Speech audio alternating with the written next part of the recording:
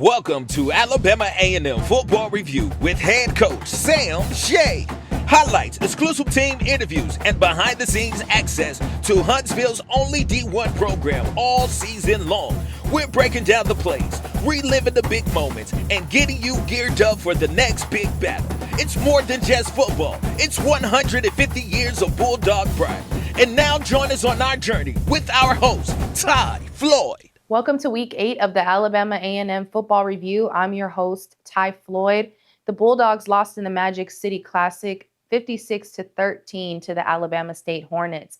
But there's still more football to be played. The season continues. We'll review the game, and we'll talk about how the Bulldogs will respond with head coach Sam Shade.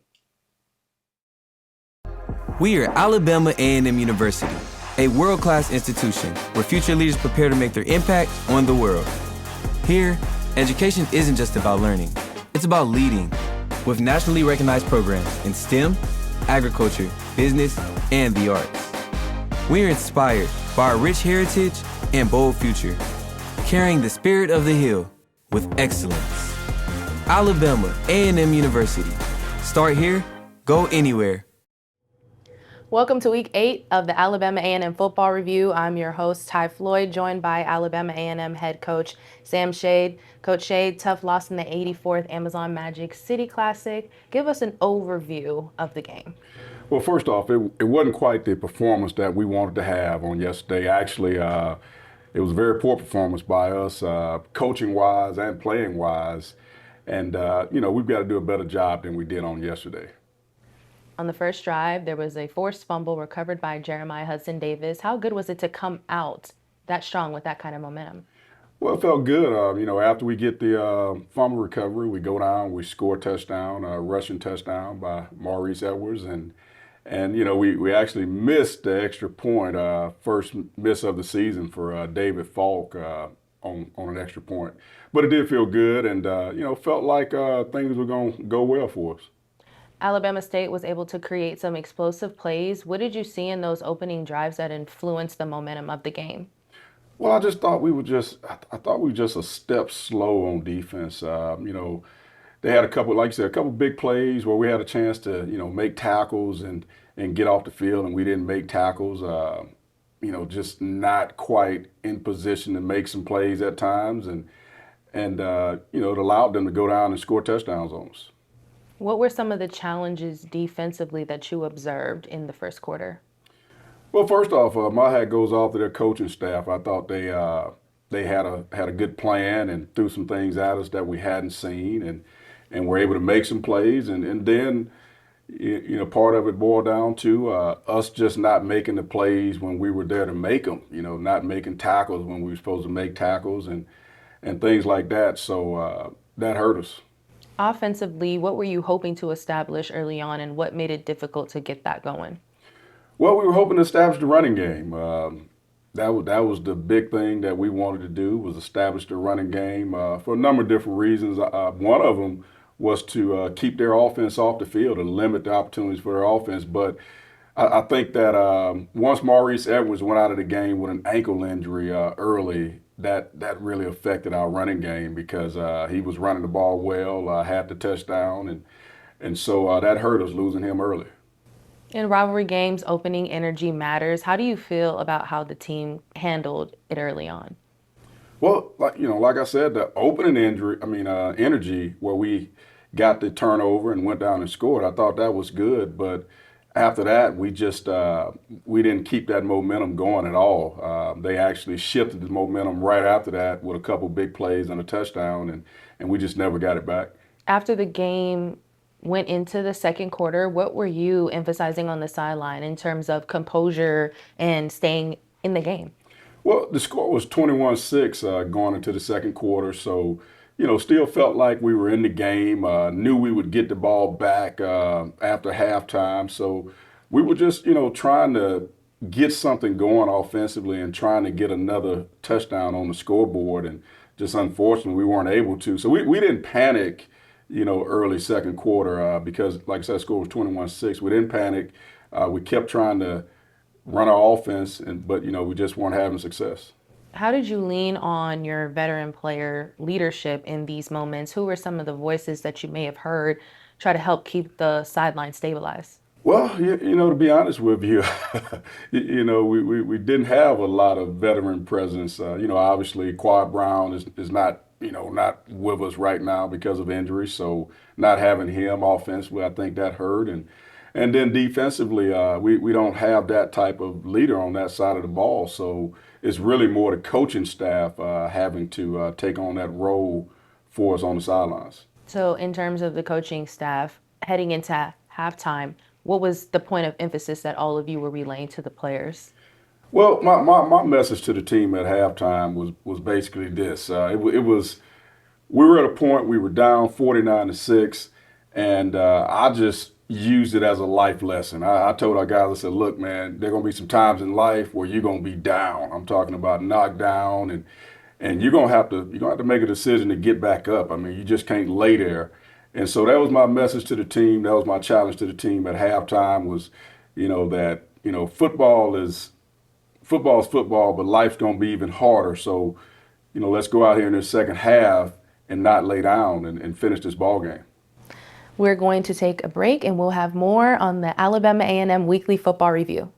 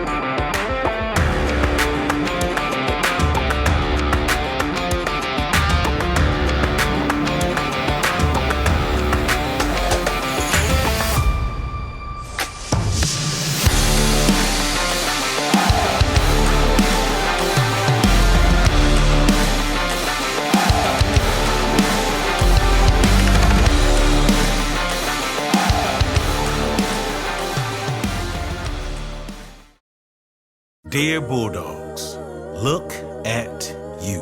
150 years of get up and go. And are you done yet? No.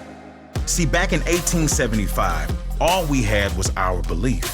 No voice, no right to dream. But now, everyone wants us on their team. So let's power forward and give back. With you on board, our legacy is right on track. Love the future. To compete at the highest level, our athletes need world-class facilities, top-tier resources, and the tools to succeed, on and off the field. That's why we're raising funds for a brand new practice pavilion, an all-season space where our Bulldogs can train, sharpen their skills, and prepare for greatness year-round. Alabama A&M has built a legacy of Bulldog excellence. We're taking the next step. Whether your passion is football, basketball, track, or beyond, your gift makes a direct and lasting impact. Together, we can create a future where every Bulldog has the resources to succeed.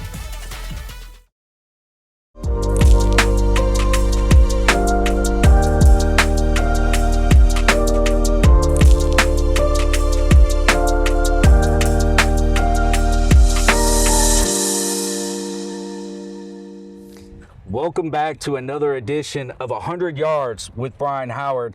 I am the Assistant AD for Athletic Communications, and today I am joined by LaRon White, Chief of Staff and Director of High School Relations. Coach, thank you for being on the show. Anytime, man. Glad to be here. Glad to be here. Coach, obviously you have an outstanding resume.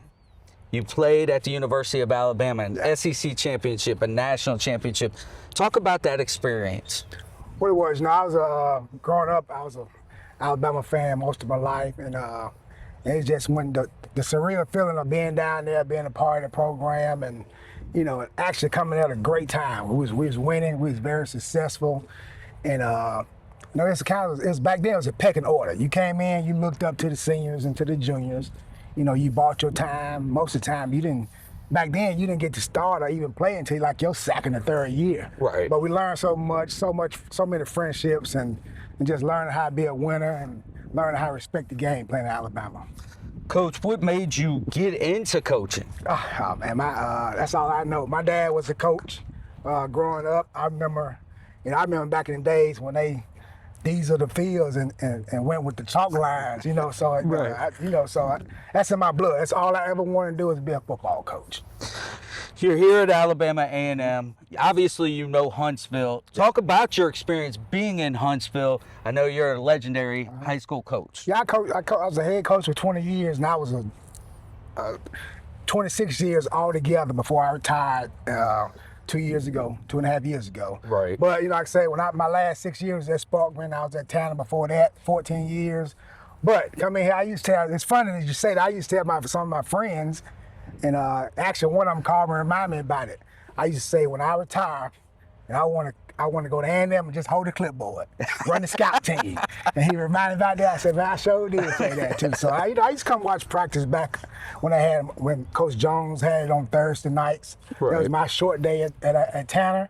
So I used to come up at night, watch games. So it's been outstanding. Even more. I couldn't ask for any more. The community, the people here, Rowan University, and we were a good staff. Right. So I'm excited. It's awesome. What's your favorite part of being on this staff so far? Just being around the coaches, being around the players, because when we came up, you love the players, and the players right. love you. So that's kind of what's getting missing in college football. All this in and out, coaches in and out, players in and out, you don't get to form those relationships. Right. We're in the business of building men. That's when I came in. That's what my daddy did. That's what I did. So you can't lose that. So just being around the coaches and being around the players. Coach, what is one of your favorite memories as a player? Probably, I think it's my senior year, probably my junior, but LSU, Sean Alexander had a big game against LSU. I think he scored 3 or 4 touchdowns. Now I was a starter at offensive line that year, and we played well. It was a big stage, big stadium in down at LSU, and that's one of my fondest memories. Coach, you're here with Coach Sam Shade. Talk about your relationship with him. Well, Sam was a year older than me, so when I came in, he was pretty much one of the guys. He was starting at the time. he was one of those guys that if you was around him, you respected him. Absolutely. He didn't play around. He didn't joke a lot. But you wanted to, some of those guys, you wanted to always do your best around him and everything, because they was about business too. So I do remember that about Sam. And when he got into the high school rank, and even when he was recruiting, we kept in touch. So when he reached out about this, I thought about it for a little while, but it didn't take long for me to make a decision. We'll get you out of here on this one. I'm a foodie guy. Yeah. What kind of food do you enjoy? My favorite food is chicken wings. Cooked a little bit longer, extra crispy. I like flats. But now, a little bit now, anything that's different. Anything that I hadn't tried before. I like to go to places where they have a guy back there creating his own stuff. Right. Instead of stuff that come out of the box. So I don't want to put myself in a box, but it's anything different. Coach, I just want to thank you for taking the time. I know you're a busy man preparing for the Magic City Classic, but thank you again for joining us on 100 Yards with Brian Howard. All right, go Bulldogs. We are Alabama A&M University, a world-class institution where future leaders prepare to make their impact on the world. Here, education isn't just about learning, it's about leading, with nationally recognized programs in STEM, agriculture, business, and the arts. We are inspired by our rich heritage and bold future, carrying the spirit of the Hill with excellence. Alabama A&M University. Start here, go anywhere. For 150 years, Alabama A&M has built a legacy of Bulldog excellence. Now, we're taking the next step, building a championship-caliber athletics program. To compete at the highest level, our athletes need world-class facilities, top-tier resources, and the tools to succeed on and off the field. That's why we're raising funds for a brand new practice pavilion, an all-season space where our Bulldogs can train, sharpen their skills, and prepare for greatness year-round. Your support will also help us upgrade locker rooms, enhance training spaces, and ensure every Bulldog is equipped for victory. And through the AAMU Collective, we're expanding name, image, and likeness opportunities, helping our athletes benefit from their dedication while continuing to represent Alabama A&M with pride. Whether your passion is football, basketball, track, or beyond, your gift makes a direct and lasting impact. Together, we can build champions. Together, we can create a future where every Bulldog has the resources to succeed. When we invest in champions, we all win. Welcome back to the Alabama A&M Football Review. I'm Ty Floyd, joined by Alabama A&M head coach Sam Shade. Coming out of halftime, there was a change. Eric Hanley went out due to an injury. That change led to J.D. Davis II stepping in with little prep time. What did you see in him about his poise and his readiness to play? Well, J.D. had been working in the second team role all week. So actually, the last couple weeks, he's been working in that role. He actually started the season off fourth team. But he's made a lot of strides. He's come a long way. And, we felt like he could run the offense for us in the second half. I heard you say to him he has come a long way. What did you mean by that? Well, since spring practice, basically, he's really come a long way. And, just kind of almost surprising, just the gains that he's had since spring ball. But that's a compliment to him on the work he's put in to get himself ready to play. J.D. Davis connected with Frank Pierre for that long touchdown. What did that moment show you about the confidence and moxie that J.D. Davis had, and also the resilience of your offense to keep going? Well, that's something we talked about at halftime. We talked about going back out and treating the second half like the score was 0-0 and winning the second half. And that's what we were trying to do. And so our guys were still competing, and we didn't lay down, and I'm proud of that. Obviously wish the outcome could have been a little better, but, we finished the game off. Nick Glenn exited the game with an injury. Do you have an update on him and how he's doing? Yes, Nick, he had an abdominal injury, basically like a strain to his midsection, to his abdomen, and he's going to be fine. Even with the score where it was, your team continued to compete through the fourth quarter. How important is that in terms of culture and identity? Well, it was very important for us to keep competing. Like I said, I talked to the team at halftime about going back out and continuing to fight, not laying down. And basically that was the challenge, and they accepted it because, not only in football but in life, our guys are going to get knocked down sometime, and they're going to have to make a decision whether they're going to get back up and keep fighting or whether they're going to lay down. And I'm glad that we made the decision to go back out in that second half and keep fighting. What's the biggest point of correction coming out of this game? Is it tackling, communication, executing? What is it? Well, it's a number of areas, obviously, but offensively, we've got to figure out a way to run the ball better. We just didn't get that done on Saturday, and then defensively, same thing. It's got to start with stopping the run, and then we got to find a way to limit the explosive plays. But for some reason, like I said, defensively, we just seemed a step slow on Saturday. When you evaluate film on the game, where do you begin in terms of teaching and resetting? Well, we basically begin just at the base stuff, just the everyday stuff that we do, the base defense, the base offense. And when you start there, at least you've got something to hang your hat on. You've got an identity of, what you're trying to be offensively and defensively. This is an opportunity to respond coming up in Grambling. What does this week of practice need to look like physically, mentally, and emotionally? Well, first off, we've got to put Saturday's game behind us. We've got to do that mentally and emotionally. We've got to put that game behind us. And then when we go out and practice, we've got to be sharp. We got to be crisp. We got to fly around. We got to have some energy, some juice, because that's what you got to have on Saturdays. And I'm a big believer in as you practice, you play. And going into the ball game this past week, we actually did have a couple practices that weren't up to par, didn't have quite the energy and juice. And so that's why I'm a big believer in as you practice, you play. What gives you confidence in this group as we continue to go on in this final stretch of the season? Well, just that second half of the ball game on Saturday, just the fact that everybody in that locker room that dressed went back out there and kept competing, kept fighting. There was no infighting, no cussing and fussing with each other, anything like that.